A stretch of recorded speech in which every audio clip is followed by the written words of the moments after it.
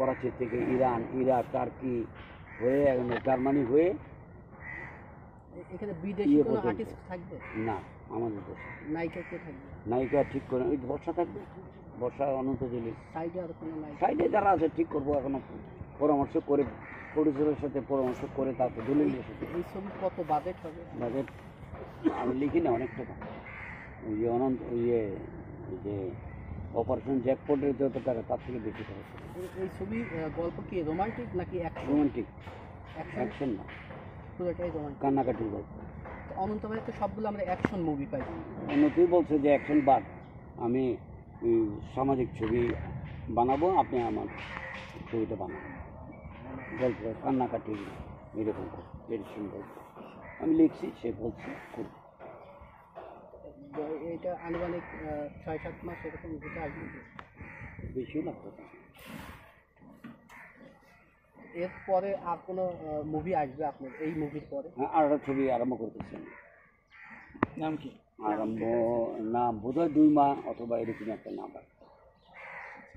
ওইটা ওই যে অপারেশন জ্যাকপটের প্রডিউসার।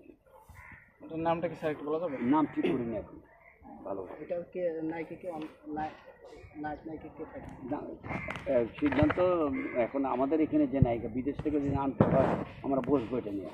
ছবিটা করার কথা হয়েছে, আমার সাথে ফাইনাল কথা হয়েছে, আমরা বসে ঠিক করবো কাকে নায়ক নেওয়া যায় কাকে নায়িকা নেওয়া। আমরা একটা জিনিস জানি যে অনন্ত ভাইয়ের ছবি মানে কি অনেক হিউজ পরিমাণে অ্যামাউন্টের ওখানে বিগ বাজেট যাকে বলে বিগ বাজেট, মানে যেমন 100 কোটি টাকার একটা ছবি সে করলো, দেখা যাচ্ছে এটাও কি তার চেয়ে বেশি নাকি? না না, এত টাকা খরচ করবে, এত টাকা খরচ করলে টাকা তুলবে না।